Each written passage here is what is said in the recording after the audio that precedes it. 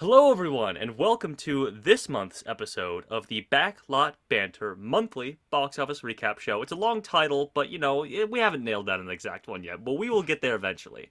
I'm your host, Tanner Dykstra. I'm joined, as always, by my good friend and fellow box office extraordinaire, Oh, Tucker Hazel. really? Yeah, Wow, I I'd didn't say realize it's I'd been extraordinary. bestowed that honor. I just gave it to you right now. Wow, And we wow. are Thanks, here. everyone. I'm so glad you could be here Yeah, while I received this honor. yeah. It's a real Anyone else moment in you my life.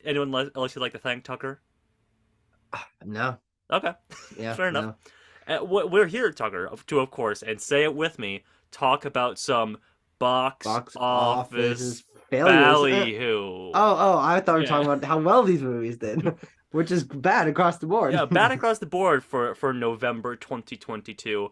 But we're going to get into it in just a second. But before we do that, naturally, of course, you need to subscribe to Backlog Banter if you're not already, naturally. Like this video if you haven't already, naturally. Join the link in the description. That will go to a Discord server where you can talk about movies, box office, video games, life in general, anything that you really please, of course, naturally. So just follow any of those links and be a good little YouTube viewer. Yeah, yeah. I'll give you a belly rub. Pat on the Yeah. head. Pat on the head, belly rub. What else If could you you want to ask for? simulate what that's like, rub your belly and pat your head, and then you'll know what it's like being touched by me. Come on, Tucker. So a lot of people can't do that. I'm not saying from experience, but a lot of people can't do that. No, yeah, yeah. You're Yeah. not outing yourself here. Okay. Now, Tucker, should we look at the top 10 box office domestic openers of this month? Yeah, Let's yeah. do it. We should. Look at this. Look at the Yeah, look at there's this. this is maybe honestly, I'm gonna go out and say I don't know how any research to back this up, but I would be surprised if this was not true. This is probably the single most top heavy and unbalanced single top 10 of movies that has ever happened ever. Because you're looking at one movie here that is doing very well, Hmm. solid for itself. Black Panther, Wakanda Forever, which is no surprise. I mean, the Marvel movies are basically the only thing that still make consistently high box office grosses and are making their money back and are at the Yep. top of their months. But you go down to place number two, and you're already at one of the biggest flops in modern Disney history, Yeah, which is exactly. Strange World, a movie that I saw yesterday. I thought it was pretty good. It was about on par with how much I enjoy other Disney movies, but apparently audiences aren't gravitating towards this one, Absolutely as not. we will get to. Yeah, we'll get to all these in turn in time.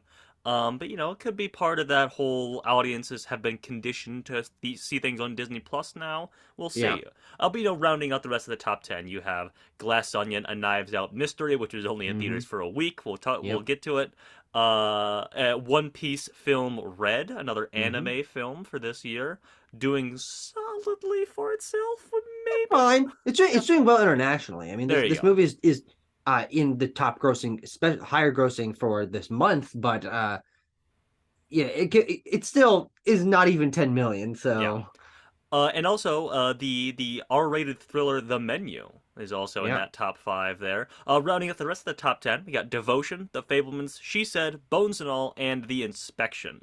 And yeah. it's a weak month when The Inspection is your number 10. Tucker, do you remember how much The Inspection made in its Yeah. opening wide release weekend? Well, I don't know off the top of my head, though I believe you mentioned to it offhandedly when you were Yes. like putting this in the bottom slot, which is not even $1 million. It made $100,000. Oh my God, that's nowhere near $1 million. No, no, no, no, no, no. In fact, Uh, some might say it's around a tenth of that. I would say so. Yeah, If you punch those numbers correctly, I think yeah. so. I got guys Uh, doing research. Don't worry. yeah. But bad month, of course. But let's take a look, Tucker, at our predictions for just how bad this month would be. Did we get it right? Let's Yeah.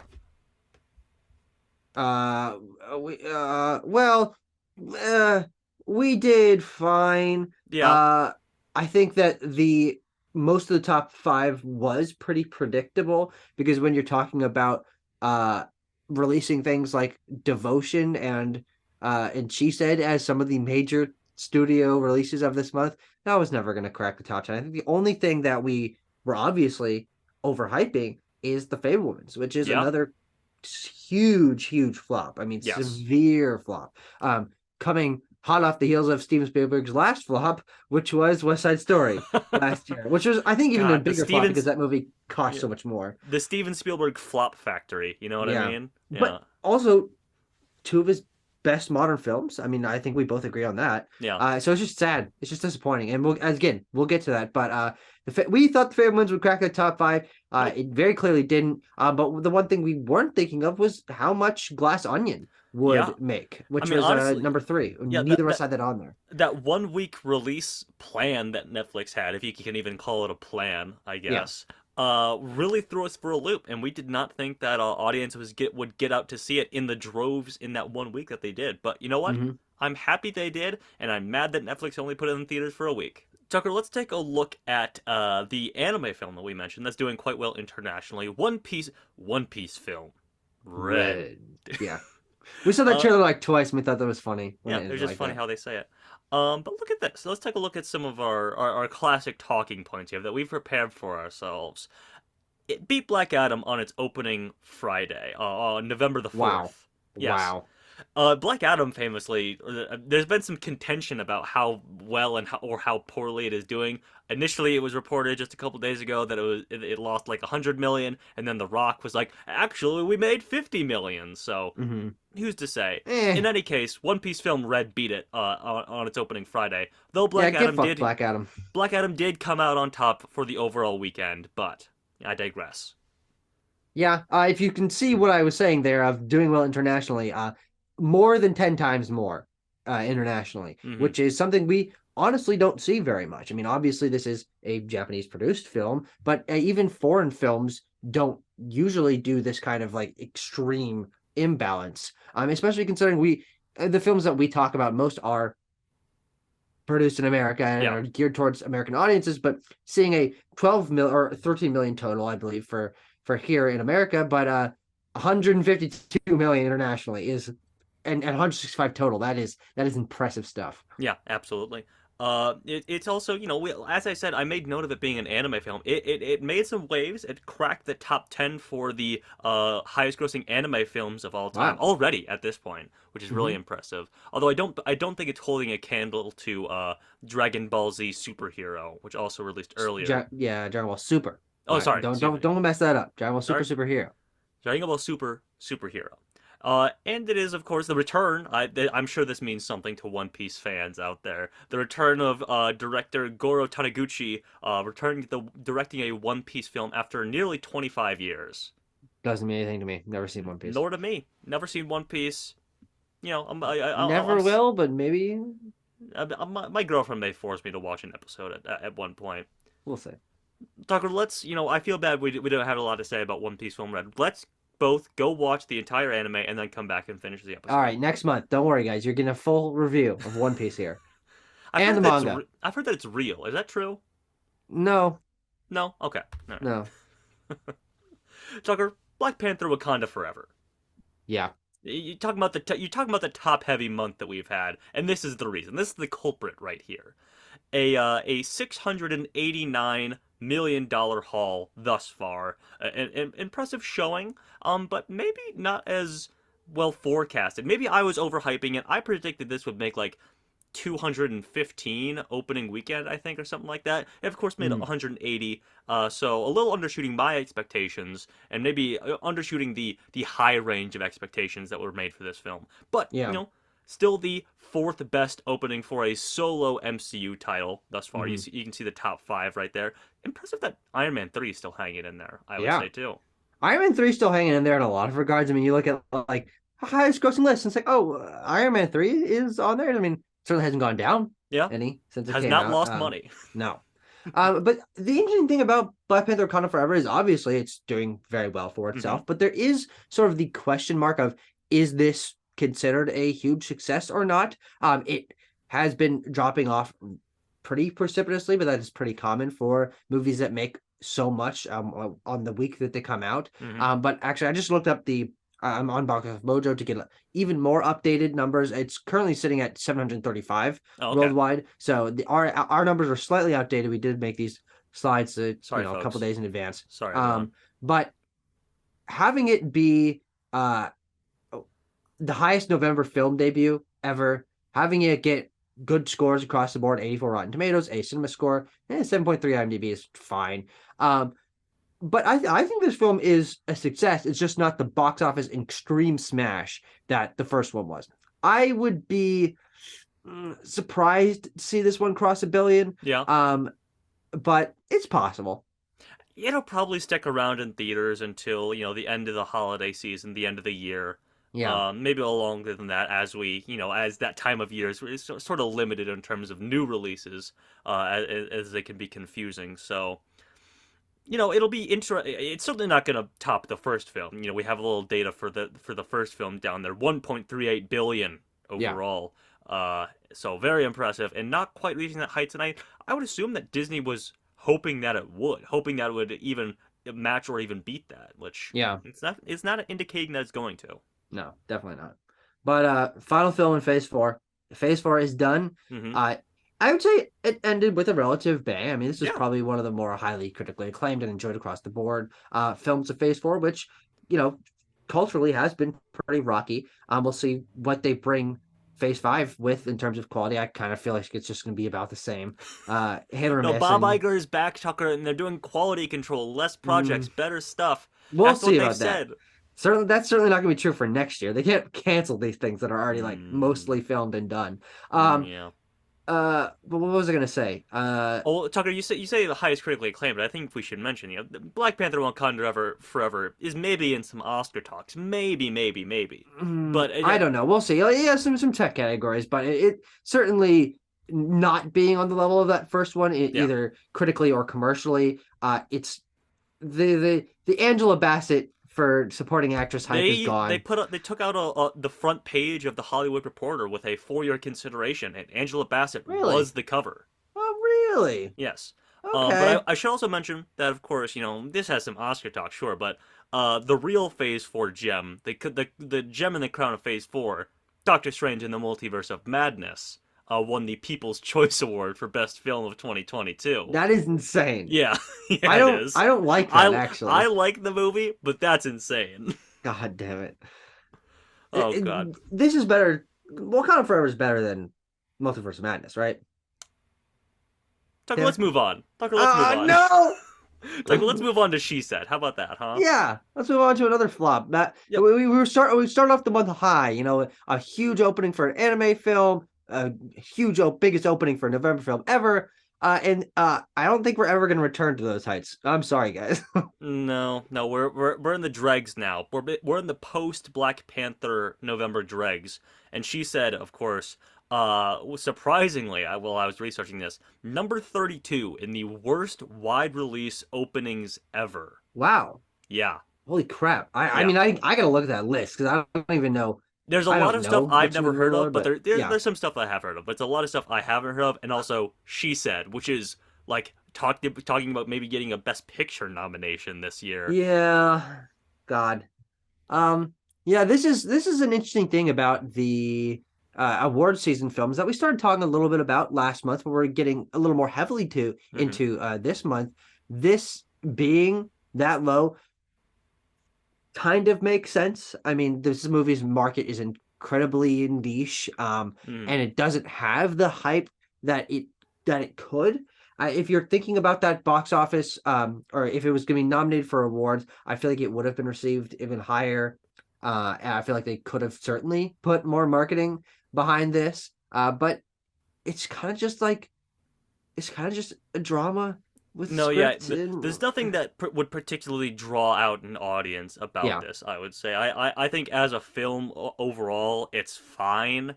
yeah. But it's doing as well as it is in the markets where it counts. As you can see, its top 10 grossing theaters were in New York City and Mhm. Los Angeles, where your Academy voters are going to be watching and voting on the film. So Yeah.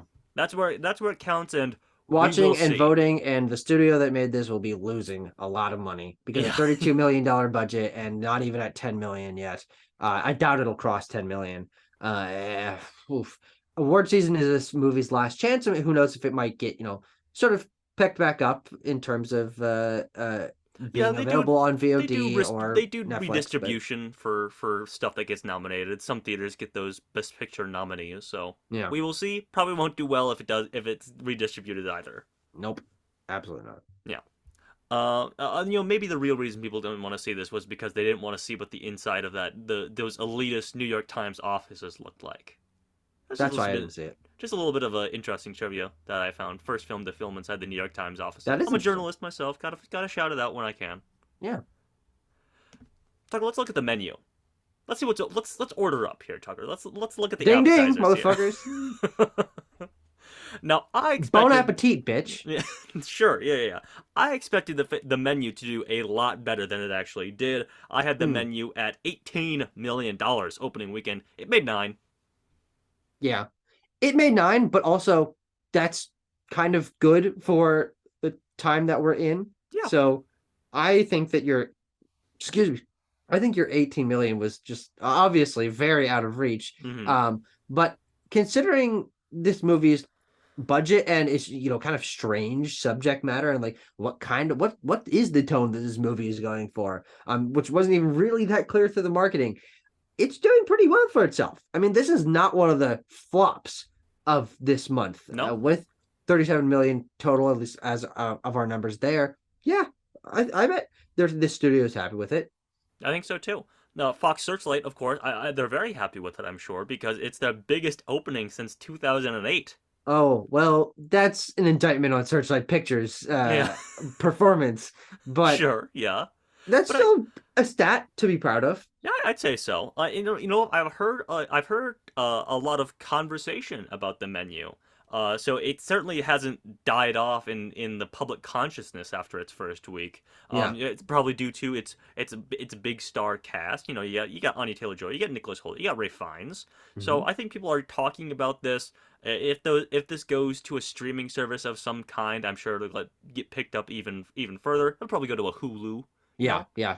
I definitely see it doing well there. I think this is a film that will gain a cult status, because it is just really strange. We did our review on it, and we were fans of it. Yeah. But in some ways didn't quite hit what we wanted, but it's pulling in an audience. So Yeah. that's exciting for as weird and random of a movie that the menu is. Oh, I guess I should, temper expectations. It is Searchlight Pictures' highest opening since 2008, but it's also their largest distributed film. Mhm. 3,200 theaters for the Wow. menu. Yeah, Wow.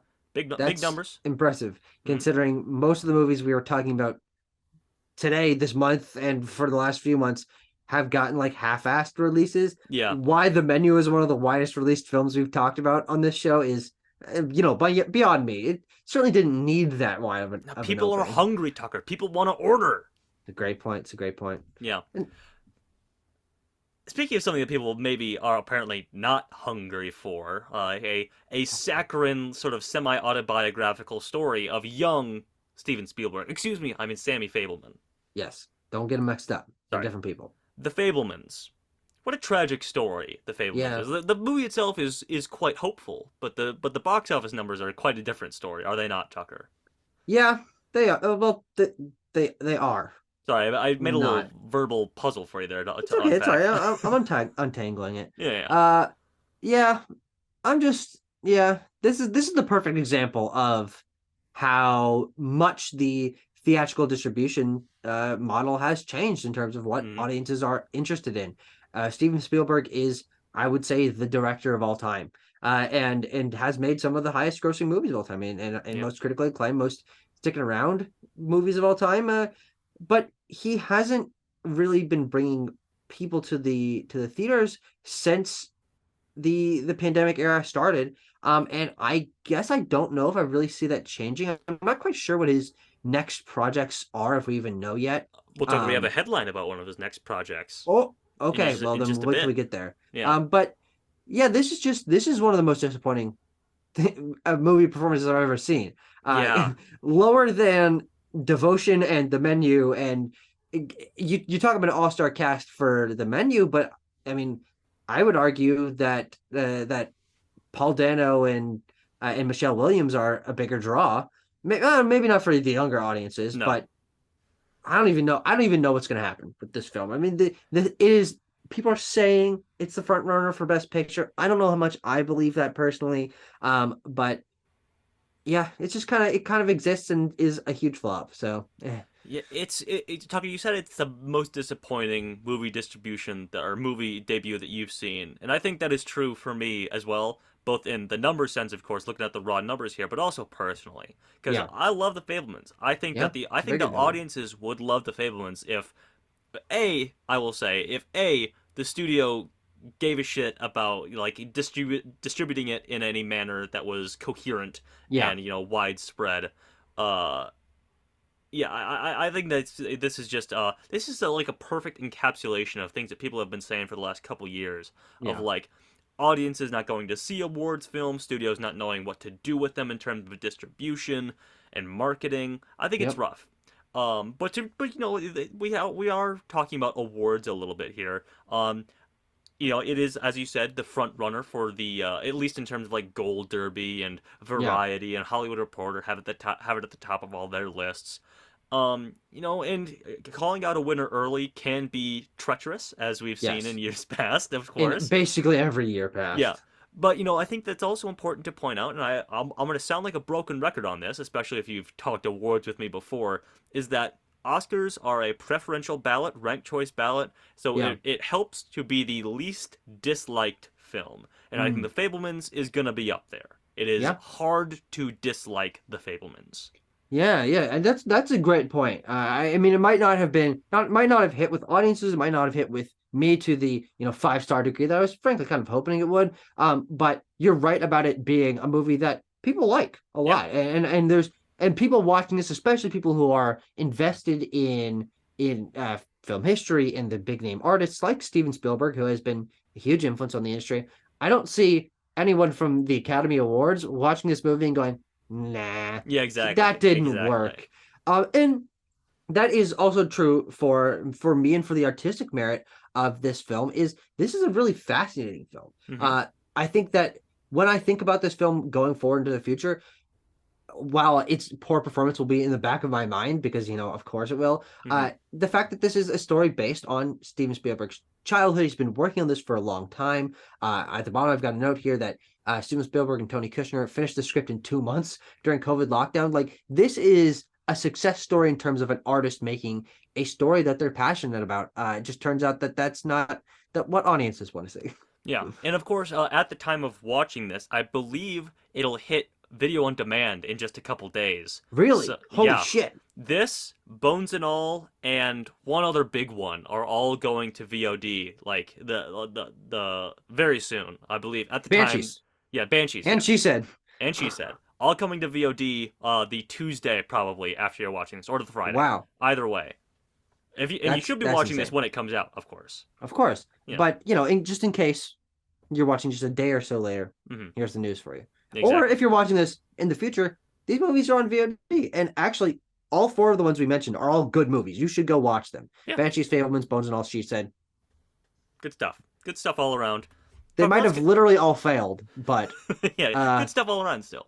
good movies. Yeah, good movies. Let's talk about another good movie, Tucker. But you wouldn't know, I you wouldn't know. This is the rat only one on this bastard. list I haven't seen, except for One Piece. Oh yeah, I haven't seen One Piece either. But anyway, we're talking about Devotion. Yeah. 1950s Top Gun, even starring Glenn Powell here. Mm-hmm. Another just really putting the box office to shame this month opening. Yeah. With 9 million opening with a $90 million budget. This is even worse for the Oof. studio considering Oh that my this is going to God, be $90 million budget. Oh my God. yeah, it's really rougher than the other ones, as I was saying, because of this is a period piece, it's a war Yeah. film, it's gonna have a higher budget, and it flopped just as hard, if not harder. Yeah. This is, again, as I said, this is the only one I haven't seen, so I can't like say, man, I wish this had done better from like a personal angle. I don't even know Yeah, if I like this movie or not. yeah, But from a this is kind of different angle, I wish that this had done better because from what I've seen of it, it looks high production value and it mm-hmm, is kind of a big budget drama, the action drama that we don't really get much of anymore. Of course, we got Top Gun Maverick, and this is definitely aping on that. But I do think that this is it's a very strange film to release because we're so used to there being like the big stuff and then the small stuff. But this is like kind of in the middle, and we don't really get that much anymore. yeah. Well, Tucker, I'll clue you in a little bit to a little bit of Devotion and comparing it to Top Gun because I made the joke it is 1950s Top Gun, and that's what everyone was Yeah. saying about it when the trailers were coming out. But funny enough, Tucker, it is the it is inverted Top Gun. That's a little Top Gun Okay, reference. In that Top Gun is largely action sequences with supplementing drama, whereas sure. Devotion is lots of drama sequences with supplementing action. Okay, okay. Yes. Yeah, so maybe audience is not hearing that it's like a you're in the fucking fighter jets and you're flying around, and it's first person and the people are actually in the cockpits and yada yada yada, and it's so cool and there's music blaring and explosions. Devotion's not that. There's like Yeah, a war sequence, like an actual like flying in formation, going into enemy territory, yeah. doing the mission, getting out. There's a sequence of that, and the rest of it is the relationship, the friendship between Jonathan Majors and Glenn Powell's Mm, characters. And I liked it. I thought it was good. But I think that word of mouth of this being a bit of a quieter film certainly did yeah. not help it.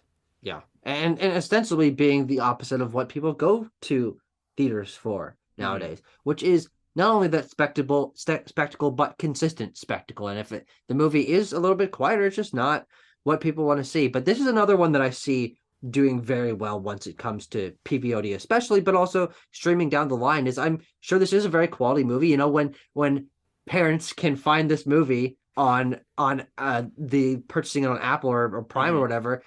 I think this is going to do gangbusters there. This is Yeah. going to be one that shows on TV channels Oh, this is in going to be a two dad years. movie for sure, I think. Absolutely. And so Yeah. I don't see this movie being a failure in the long run in terms of I think it will pick up popularity, but terrible, terrible, terrible opening. Just Yeah. not what the theaters are looking for nowadays.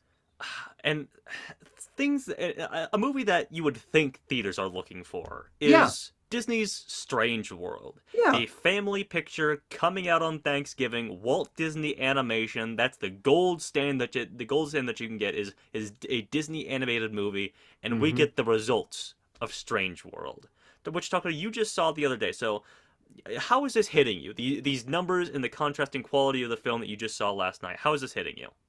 Well, I say when you say the contrasting quality of what I saw, I mean, as I said earlier, personally think that it's just about on the same level of entertainment value and quality that the other animated films I've seen are. I mean, Mm-hmm. Raya and Encanto and Big Hero 6 and all that. I mean, there's certainly some that I like more than this, but it's nowhere near the bottom, at least in my opinion. But it is at the bottom in terms of performance. This is Mm-hmm. their lowest opening or and continuing performance for Walt Disney Animation Studios in like 25 years or something ridiculous like that. And what this mostly brings to mind for me is the fact that things are changing as we talked with Lightyear's underperformed, Mm-hmm. especially.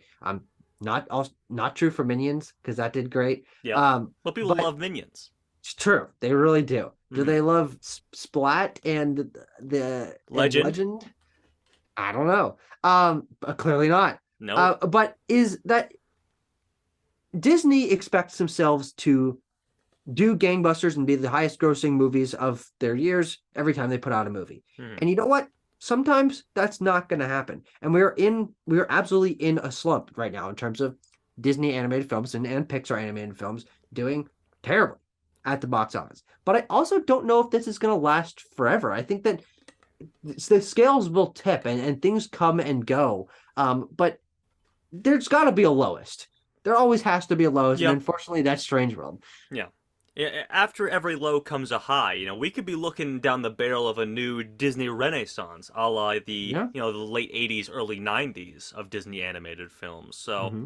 we'll see, we'll see. Um, but yeah, I mean, I don't know if there's a lot more to say about. Oh, I guess you have an interesting tidbit here, Chucker.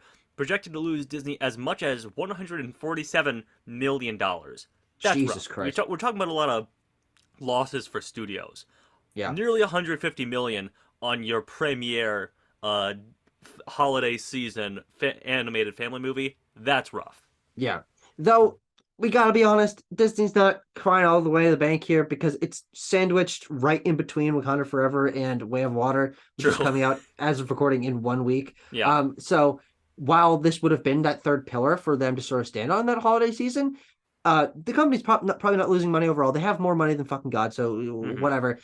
Disney losing $100 million is like that's not making me cry. Um, but I also think that the definition of what a family movie is has kind of changed. Hmm. I saw Stranger World yesterday. Avatar trailer showed in front of that. So they're advertising that to everyone, and Marvel movies are the movies for everyone now, and Hmm. kids are going to see Wakanda Forever. So it's I don't know. I just think that maybe thinking that Disney animation is basically the only thing that kids are taking to see nowadays is I just don't think that's true. Yeah. If I can put on my cynical film Twitter hat for a second, Tucker, I'll take it right back off. Don't you worry. But I do worry that the underperformance of Strange World might, influence Disney to be like, we're gonna take less risks on original animated stuff. When in fact they Mm. should just be marketing this better. Do you remember the trailers for Strange World? They were so weird. They were very strange. Yeah. Yeah. Hello. But yeah, maybe Strange World leads directly to Frozen 3. We'll see. Is that hasn't been announced, right? No, but maybe it Okay, will. okay. Maybe it will now. Maybe was there a sequel to an animated film announced recently? I remember the only Disney Inside Out 2. Oh, well that's Pixar. Yeah. But Wish I know is their next Yes, that is Disney next animated November. movie. Uh That's huh. their big Disney 100 film is Wish, Ah. which is based on the opening title sequence, the da da da da da Oh, da. okay. Yeah. Then they're gonna be marking that hard. They're gonna be leaning into Disney nostalgia, and this shit's been around for 100 years. And I wouldn't be surprised if they like put all these animated movies back out into theaters for limited releases Yeah. again. Yeah. Wish might be the return to form that they're looking for in terms of box office. Hopefully. We'll see. Tucker, up next, we got another, like another classic family film that we're talking Yeah, about here. This is what all the families were going to see instead of it's Strange World. true. They were going to see Bones and All. Yeah. You wouldn't know it from the numbers, of course. But Well, this is a bit of an art housey film, so I think it's fine that it's doing these numbers. yeah. I mean, you say you wouldn't know it from the numbers, but I mean, on a $16 million budget, Oh yeah, good uh, point. which is if you look down here at Call Me by Your Name, still 4 times more than Call Me by Your Name. But on the budget that it has, it's doing solidly well. I don't think that Luca Guadagnino made this to make money. No. So it's probably not gonna. Oh, well, might lose some money. I really have no idea what like the Hmm. marketing budget on a film like this is because it wasn't heavily It marketed, but wasn't also it didn't pushed very need to much at all. be. No, exactly. Yeah, But no, I mean, I really think this is a very quality film, and it is doing solidly, as you mentioned. Tucker has grossed 7 million plus. It's got Timothy Chalamet in it. People love to see him. The they do. young kiddos like to go out and see Timothy Chalamet eat people. Apparently, I think distribution is probably what killed this one as Yeah. well. Just it's not a film that gets like a 3,200 film distribution like The Menu it does, of No, God, course. it's not the menu. It's not The Menu in many ways. No, let's see. Oh, Timothy Chalamet is a producer on this one, which is interesting to note. Yeah, He's moving into sort of he's a big enough star where he's moving into that sort of role in the films that he is making. yeah, So very interesting little installment is in his filmography, and the Taylor Russells, of course. yeah. I've really seen a lot of conversation on the TikToks, on the Twittergrams, things like that, of Taylor Russell, man, she's the new it girl. I'm like, okay, Yeah. I'm happy to see. I'm happy to see people giving some Taylor Russell some love here. Yeah, absolutely. I think that's my biggest takeaway from this because when I watched this movie and really, really enjoyed it, I mean, in fact, okay, the only two Luca Guadagnino movies I've seen are these two with Call Me by Yes. Your Name. Still have not checked out Suspiria. But my big takeaway was that I liked it a lot and that Taylor Russell was the star of it. I mean, Timothy Chalamet is the name that people are going to see this movie for, Hmm. especially coming off of essentially his debut or breakout role in Call Me by Your Name. But Taylor Russell was the one that stole the show for me. She is the main character of the movie, and I'm glad that people are recognizing her talent as an actress because she's someone that I liked for her roles in the escape room Hmm. movies. But this is not that, No. and she's gotten so much more attention here, and I'd say deservedly so. Yeah. Tucker, does it dishearten you at all that one interview that she did where she said Memoria is her favorite film of the year? No, I don't care. And She then can say Timothy whatever she Chalamet wants. said Top Gun Maverick? Hell That's yeah. so cool. Hell yeah, buddy. Now, folks, we do apologize for the slightly outdated numbers that we've had for you, but with our last one here, that's not going to be an issue, because Netflix, of course, pulled Glass Onion, a Knives Out mystery, from theaters after 1 week. A Yep. brilliant 4D chess move from the people who are revolutionizing the cinema industry. Oh God. Yeah, 13.28 million though, nothing to sneeze at for Glass Onion. Though if we look at Tucker and I just had to refresh our memories on this. I had a thought. I had replaced the number that Netflix bought the rights to Knives Out 2 and 3 in my mind with 250 Yeah. million. It was in fact 450 million that Netflix bought the rights to these films for. I Yeah. remember there being reported that there was a huge a bidding battle over Knives Out 2 and 3 Yeah. between all of these big streaming giants. Netflix got them 450 million, put it in theaters for 13.2. So how about that? Yeah. That we will see how this pans out for them. I my fan theory is Okay. that because this movie did so well within its means, no wide release, only 696 theaters, which is about a fourth of what the Menu, if you'll remember, Mm-hmm. opened into, and only for 1 week. It did just as well as a movie could No, under yeah, those it did very circumstances. well. Yeah, but because it wasn't released in wide and because it had such a limited runtime, they the only thing that they heard was this is doing well, and everyone is mad that this is not out for longer. And so I really do think that we will see them do the theatrical model more frequently. I think this is just the beginning and for a longer time because I think what we're going to realize is, this movie's going to do really well when it comes out on Netflix. But it's not going to be making them more money. People aren't going to be really subscribing to Netflix for Glass Onion specifically. I mean, that's what they're hoping. That's what they're hoping. That's Yeah, what the hope but is that's with also all of stupid. these. Yeah, that's what the hope is with every single streaming movie is that this is gonna be the one that gets people to subscribe. Yeah, and we've With been every doing big that for one. years now. Yeah. And it pans out sometimes. Tucker, if anything, I'd say that Glass Onion is well. Everyone has Netflix now, but I'd say that Glass Onion is probably more likely than anything else Netflix has done this year to get Fair, people to subscribe. absolutely true. But on the point of your Netflix doing more theatrical releases, Tucker, I'm gonna lean over. I'm gonna do some prop comedy here. I'm putting on my cynical film Twitter hat once again. Uh-oh, there it Yeah, is. I got a real hat here. Um, I don't think so. Yeah, No, because reportedly, of course, Ryan Johnson had to fight for this 1 week theatrical I know release he from did, and thank Netflix. God for that. Yeah, thank God. God bless him. Everyone loves Ryan Johnson. And True, everyone loves the Star Wars movie he did everyone loves the Star Wars movie he did. And if they universally. don't, they're a big whiny baby. But no, he had to fight for this theatrical release. And I just don't think that Netflix is going to relinquish the thought that people will see a movie of theirs in theaters. Yeah. Hmm. The reason I would say I disagree with that is because this is already they're the biggest one that they've done in Yeah. terms of they've released it in more theaters and for longer than they have in the past. I mean, there has been like a smattering of incredibly limited releases for things like The Irishman. But this is different. This is bigger, and it is. I think they're gonna have to learn because Netflix is losing money. They are not at the top of the Yeah. streaming service game anymore. Everyone is competing with them, and I think that the fact that they do have such talented people working alongside them, like Martin Scorsese, like Ryan Johnson, and Hmm. even the Russo brothers. We saw The Gray the Gray Man. Man. This and that's a franchise now, or Uh will huh. be.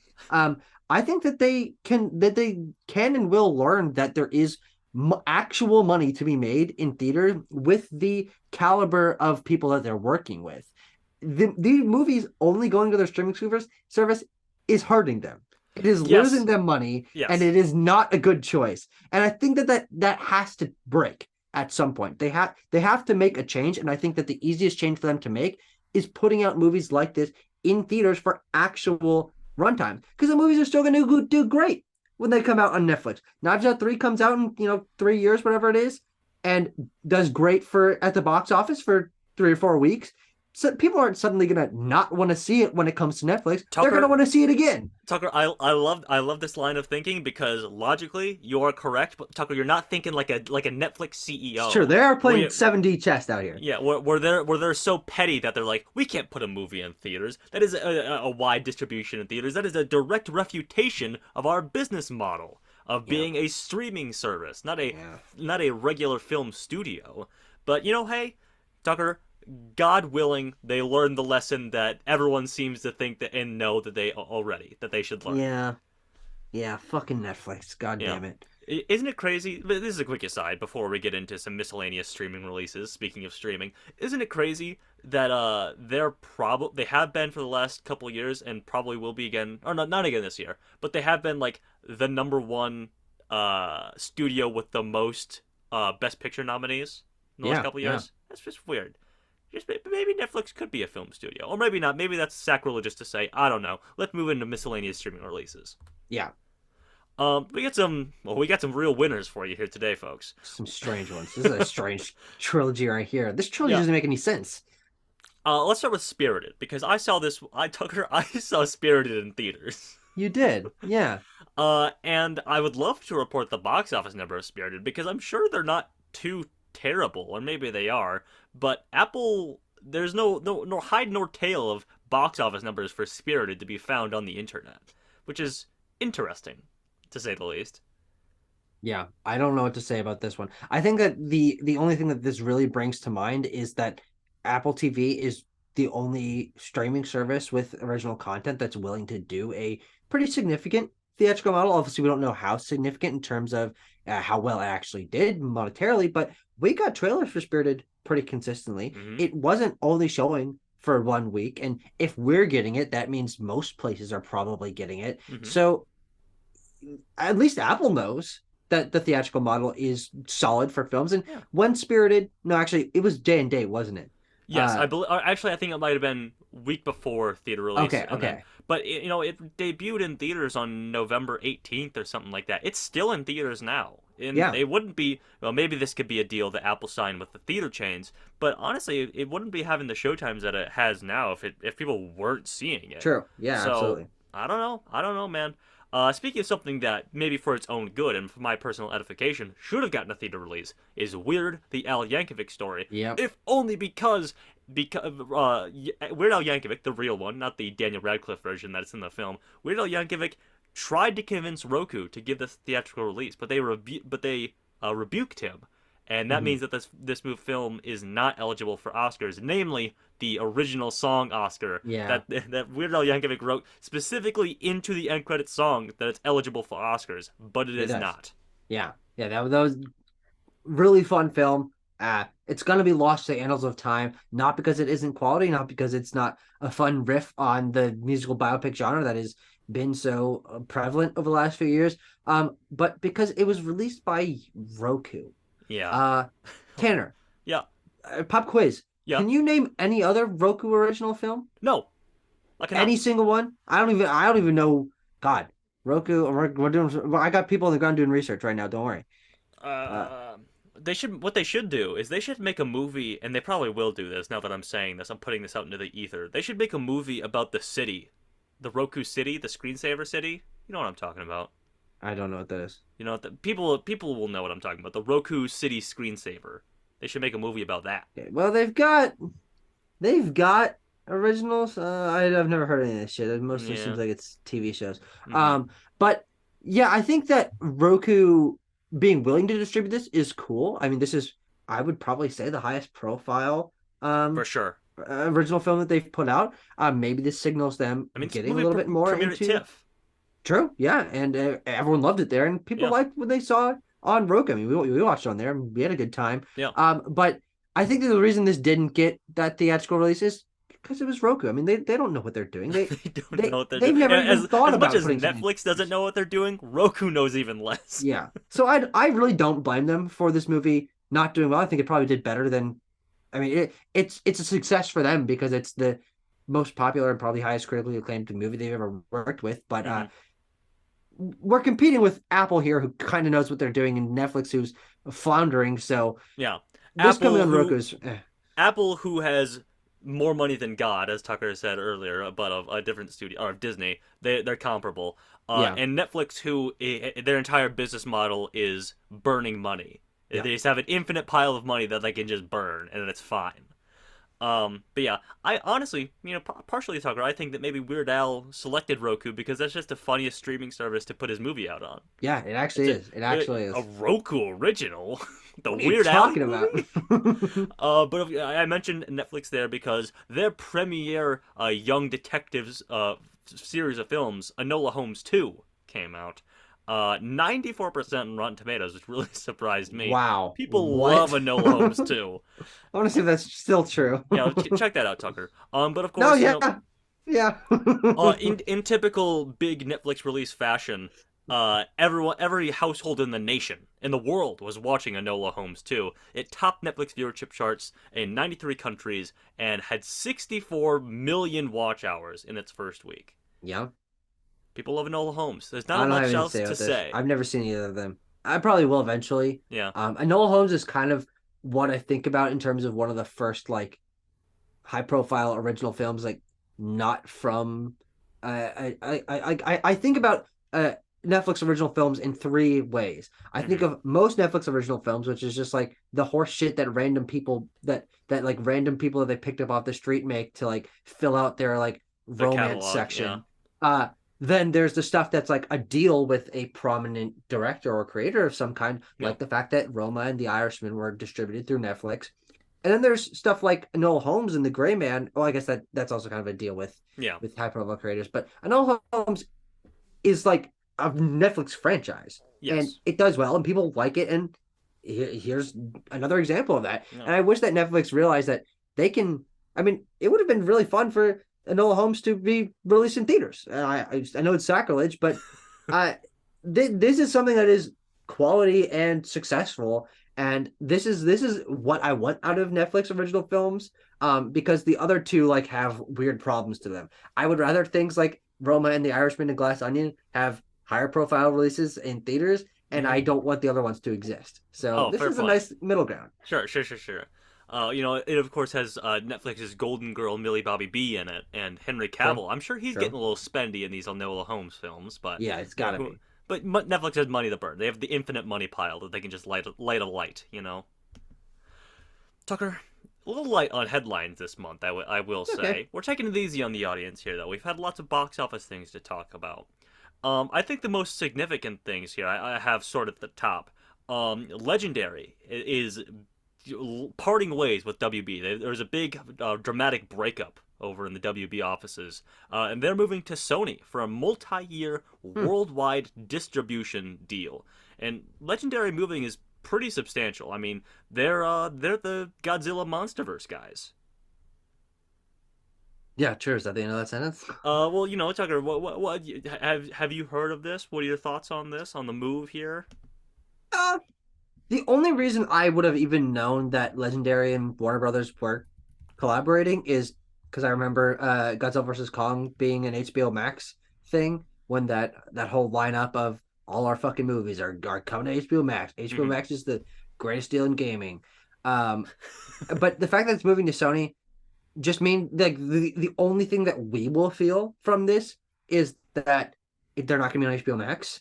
But we saw we saw Godzilla versus Kong in theaters, They did. uh, and we'll see the next Godzilla movie in theaters, and so this doesn't matter to me, frankly. Oh, okay. Tucker, hang on. I'm doing a little research. Tucker, just vamp a little bit for me, I please, if you wouldn't I mind. can't. I'm physically incapable of Tucker, vamping I'm at the going moment. to make you care about I'm going to make you care about legendary moving. If you just give me 1 second, if you just hold on your pants here, Tucker. What if I told you, I got guys on the ground doing research. Don't worry. Tucker? What if I told you that Legendary was the production company behind Detective Pikachu, and that Warner Brothers was Hmm. the distributor? Hmm. Tucker, there is a non-zero chance that another Detective Pikachu movie gets made. Hmm. Yeah, I guess if they have new higher ups Yeah, at Sony for and they don't distribution. have Hmm. Warner Brothers fucking everything up like they always tend to do, of Yeah. course. God, poor Warner Um, Brothers. but Actually, I no, it's their suppose, fault, so I don't care. I suppose the last legendary WB pair up that we'll get is probably Dune Part Two next year. Sure. Yeah. But yeah, it's just interesting moves going on. Warner Brothers, just hemorrhaging more assets and partners and things. So what else is new, really? Nope. Yeah. But Downward trend. there's a new Bob. The white smoke is coming from the Magic Kingdom. The new Bob has entered the CEO's office for Disney. Bob Iger has returned as the Yep. CEO of Walt Disney Incorporated, Walt Disney Pictures. What's he the CEO of, Tucker? I have no idea. I wouldn't Disney. even know how to find that out. Bob Um, Iger. Lots of people were making a big deal out of this, and I tried to look into like, what does this mean? Why is everyone so excited? Why are there so many Bob Iger fanboys coming out of the woodwork? Yeah. Uh, I couldn't really figure out like what substantial shakeups he's like guaranteeing to happen. But I suppose after this, we got that story that was like Marvel Studios is reportedly looking to scale back on the number of projects it's releasing, and it's focusing on quality over quantity. So Yeah. that could be an Iger thing. Who's to say? Maybe. Yeah. I mean, this is just another in a current line of shakeups with the fact that DC is being mixed up with Peter Safran and James Gunn, and Hmm. who knows if we will really feel the effects of change in the higher ups at Disney. But in my opinion, change can, well, it can't only be a good thing, but it might as well be a good thing in this scenario because Might as well Disney's be a good been thing. Disney's been hit or miss recently with the Hmm. Marvel stuff. People critiquing that their animation side's not doing very well. They've got some streaming stuff. People like the Andor show. Yeah, people do like But that Andor show. yeah, eh, Yeah, that's the way I kind of feel. Is like, yeah. are we really like to the point where we're like, finally a new CEO of this multi-billion-dollar media But it's company? not even a new CEO. Oh, he's an He old was this. CEO. He's the Yeah, old CEO who's coming back, which is even yeah, weirder. yeah. I suppose people are really championing it because one concrete thing I saw was like, man, good thing Bob Chapek is out. Remember when he said that animation was for kids, and the adults didn't want to watch it? I have bad news for you guys. Guess who's the main target audience of Disney animated films? Is kids. They make them for kids. Oh, no, I'm not saying that animation as a genre is exclusively for kids, Yeah, but when we're talking about Disney, let's be the BFFR, if I can say that. This is sure. a family show, of course. It should be animated. Backlot Banter animated show Yeah, coming to you soon. we'll do it. Avatar: The Way of Water. Tucker, you said at the time that we were recording this, it comes out in a week. We're so Yeah, excited we can barely contain ourselves. I was so Um, excited I started humping and licking your door frame. that's true. I do remember that. It's burned into my corneas, I think. But this is burned into my brain, and I'm sure actually James Cameron doesn't need to be seem to be stressing too much about it. That it must take home $2 billion to break even. Hmm.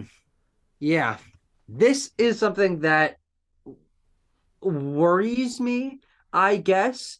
Because being a fresh-faced fan of the Avatar franchise as I Hmm. am, having seen the film when it was re-released, I really want this to be a franchise. I want this to be up there with Marvel and Star Wars as one of the continuing franchises of this decade, Hmm. and getting huge grossing popular quality movies every couple of years and being able to get my butt in the seat for that. Hmm. It's been over a decade since that first one, and we're finally coming back, but I don't think this movie's going to make that kind of money. I think it's going to do really well, I think so too. and especially considering some of the hype that we've seen from those first impressions. Yeah. um you don't doubt James Cameron, but in this regard, I think I doubt James Cameron, Uh oh. because Avatar was already a fluke. I don't know if they can repeat that accent, because the marketing for this movie is fine, but it's not great. It's not. We're making one of the highest grossing movies of all time.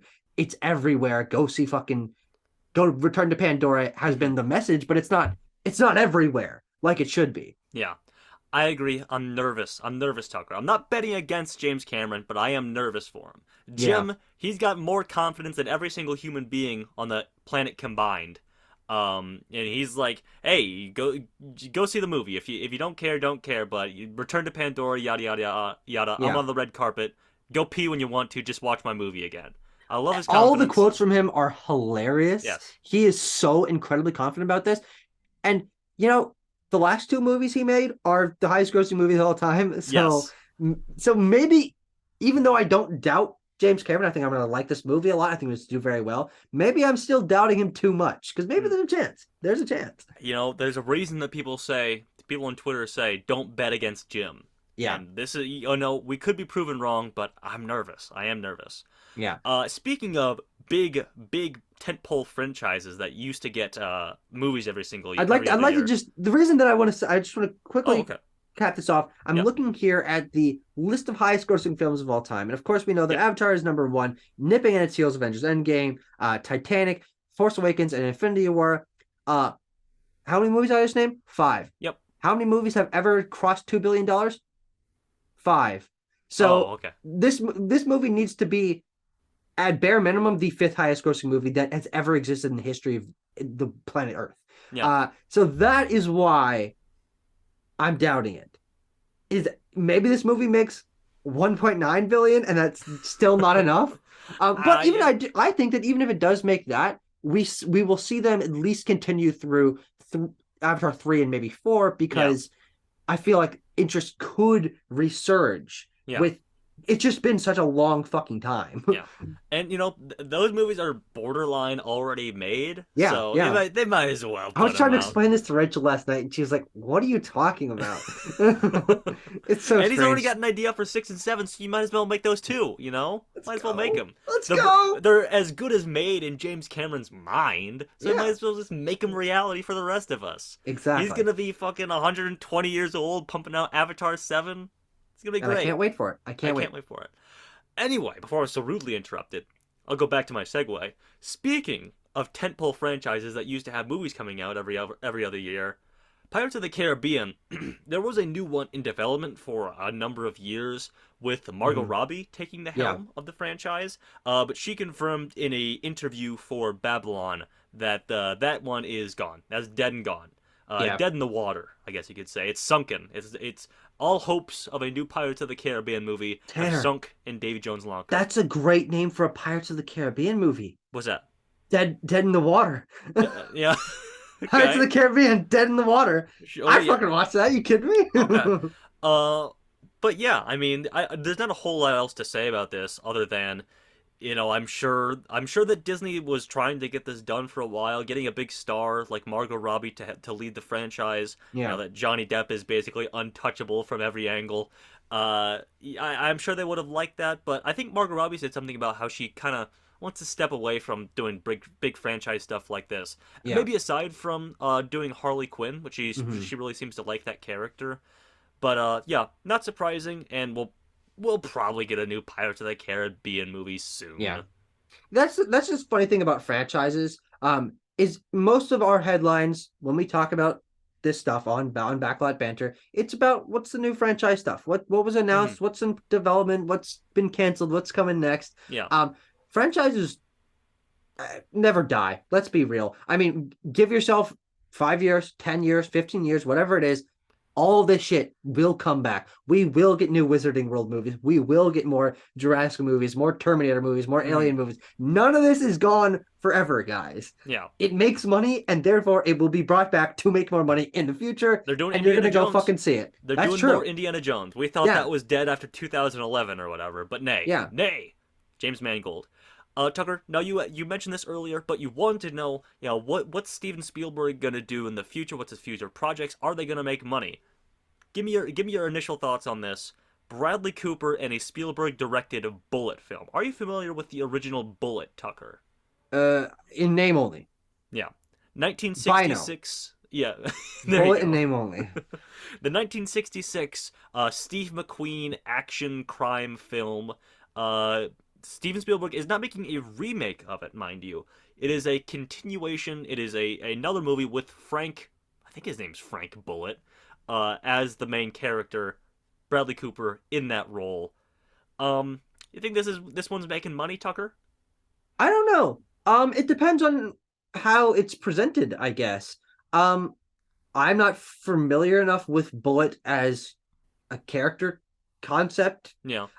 But if it's an exciting, adventurous, action thrilling movie, uh, and it's marketed properly and it's got some Steven Spielberg quality behind it, maybe. I think a much higher chance of that doing well than The Fablemans Yeah. or West Side Story. So I think on the level of that, yes, this is going to do better than his previous few films have. But is it going to do Ready Player One levels? Absolutely fucking not. Well, you could be. I think there's a good chance because I'll be interested to see because Bullet, for all and purposes, really survives on being like this is the first action crime movie that had like a real physical stunt car chase in it. It wasn't Mm, people on green screens or rear projection or whatever. It were real people in real cars bumping into each other, going 80 miles an hour down a road. yeah, So we'll see how if Spielberg can sort of follow that legacy along. recapture that magic. Yeah, Yeah. if Bradley Cooper, you put him in a turtleneck, get him sexy manned up, people Yeah, go no, see it. actually, that's a good point. If it really does lean into physical stunts and the spectacle that we're talking about, and that Spielberg has been great at capturing 20 years ago, Hmm. uh, I think this could do well because as we've seen with Top Gun Maverick and the Mission Impossible movies, people still do flock to theaters for physical stunts when they're Hmm. becoming more and more rare, but they are a box office draw, and maybe that can be what really puts Spielberg back on the map. I'm going to use just about as heavy of air quotes Yeah, there as I exactly. possibly can, but you know what I mean. Yeah. On the box office map. Hmm. And Tucker, we were talking about, maybe Marvel scaling back some projects and doing quality over quantity, and how you said that probably won't happen in Phase 5. And I think we have a prime example here with Blade. We got a new director on Blade. It's Yeah. Jan Demange. That was, we all recall a month or two ago when Blade lost its director. That's the word, Yeah. and shifted the entire like MCU production schedule by months. But they got a director back on it. It's back on the tracks now, and good. That's good, I guess. Yeah. We'll see how specifically 2024's schedule is presumably shifted because of this. I don't think there's a new release date announced for this, or like what slot it's taking. But it's definitely not coming out next year, which is good. Hmm. I mean, I'm excited to see a Blade movie, but I'm not excited to see a Blade movie that's got the CGI level of Wakanda Forever and Thor: Love and Thunder. So that having more time in the can and presumably them slowing down a tad could be good. But it just means we're getting only three Marvel movies next year. Yeah. And I'm excited for all of them, but we'll see if they hit. The release date for Blade as of right now is September 6th, 2024. Okay, so they Yes. knocked it back like a full year. Yes. Hmm. And there's also talk about like Marvel wanting to do more special presentations. Mm-hmm. So Blades gets pushed to one of those because I remember an issue with it being it was reportedly leaked that the script was like 90 pages, which is only Hmm. like an hour and a half long movie. Yeah. So could be a special presentation, or of course, could be still be a theatrical release. I'm sure that's what it's still intending. Yeah. But we will Of see. course, we've had the opposite happen. Is that Armor Wars, as we talked about, like what 2 months ago, is Hmm. going to be an actual movie now. And I'm excited for those. I think that I have more faith in them putting out quality films than I do the TV shows hitting. Which is again still hit or miss on both sides. But hey, I'd rather the Blade movie than the Blade special presentation, I guess. Fair point. Okay, Tucker, we ran the marathon of November box office and November headlines. Let's settle in. Let's take a look at the December releases coming up. Yep. We got a strange smattering here, don't Yeah. we? Mm-hmm. I mean, I hasten to say that everything's just moving out of the way for Avatar. All these studios are afraid of Avatar. That's why they don't want to put out any competition. But we talked about maybe our anxiety about Avatar performing well. What the Ugh, fuck's happening to your voice? the James Cameron is mentally strangling me from Hollywood for speaking ill against his movie. In any case, we got some awards fair. We got a little Puss in Boots: The Last Wish thrown in Yeah. there. We got some Netflix releases on there. Little And puss. sorry, Little puss. little exactly Tucker, and and Violent Night. So a little something for everyone, really. Anything Yeah. to say about these December releases, Tucker? I'm peering into my crystal ball. Okay. I'm up studying my orb or whatever the kids are saying these days. Yeah. Uh and I'm seeing a repeat of November. in No. I'm going to come back next month when we're talking about these films in a Hmm. retrospective sense, and I'm going to say, you know what? I said last month was an imbalanced month, but guess what? I bet this one's going to be just as bad, if not more, because basically only other things that are competing with Avatar is Puss in Boots, which I think will do pretty well. Yeah. Good word of mouth on that one. And Violet Night, which Yeah. I guess is like this month's the menu in terms of Yeah. it being it's like, a little smaller budget. People are liking it. Stick around for a little while. It's not going to disappoint, but nothing else here can is even attempting to touch that. Most half of these are being released on streaming services. I have Pinocchio and Bardo, and White Noise is a little bit weird, and Hmm. Moving Talkie's not going to make any much money, and Babylon might be a flop, and Empire of Light has terrible marketing, and Hmm. people aren't liking The Sun, and I don't even know what to think about A Man Called Otto.